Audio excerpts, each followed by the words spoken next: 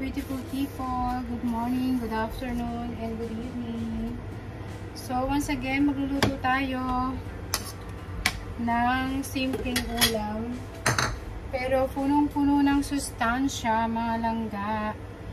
So, magluluto tayo ng saluyot. Gulay-gulay tayo, mga langga. Ayun o. Papaya. At syempre, patola at saka sitaw. Ayan.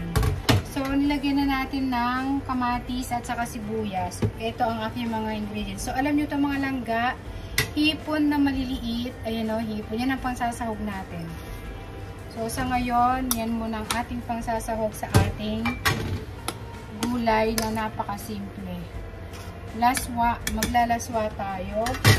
So, lalagyan natin ng ito bagoong. So, mga isang konti lang. Siguro mga 2 tablespoon. Ayan. So, napakadali lang ito mga langga. Sobrang sustansya at sobrang sarap. So, ilagay na natin ang ating papaya. O, ayan. After ng maluto yung papaya, ilalagay na natin mamaya ang mga saluyot, sitaw, at saka patola. So, ayan lang mga langga ang ating ingredient for today. So, lagyan natin ng something spices. So, lagyan natin konting paminta. Ayan. Konti-konti lang mga langga. At saka, ano pa yan, ang ating garlic powder. Na pampalasa. Yan o, konti lang o. Yan. Yan. Konting-konti lang malangga.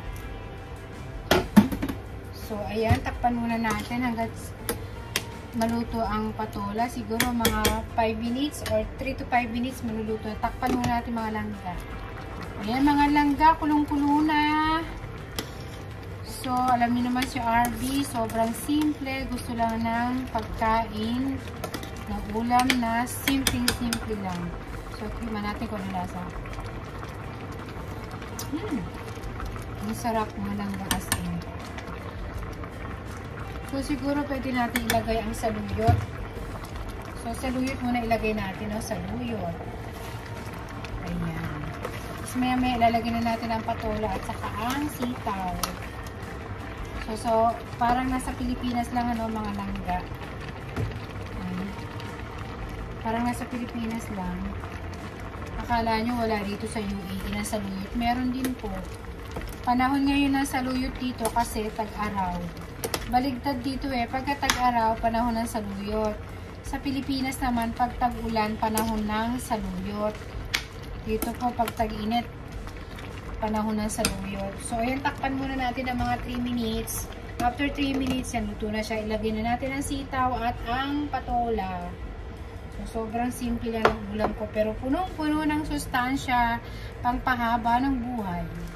So, ayan. Lagyan na natin ang ating sitaw at ang patola, mga langga. Lagyan na natin. Pagsabay na natin yan. So, ayan. Saka natin halu-haluin.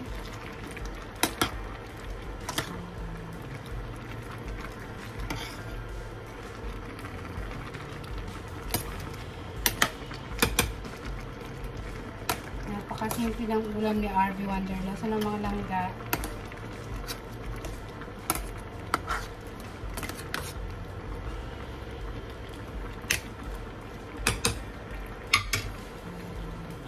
So, mga 10 minutes, pwede na po siyang hanguin.